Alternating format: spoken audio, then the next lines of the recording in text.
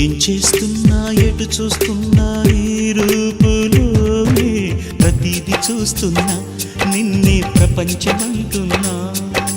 మమతలు చిందిన మధువుల విందుకు అతిథులుగా ఆహ్వానిద్దాం ఆరారు కాలాలని.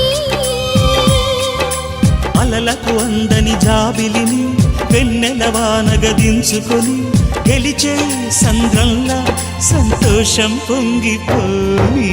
నా కోసం నిన్నే నా జతగా ఈ దైవం పంపేను బహుమతిగా.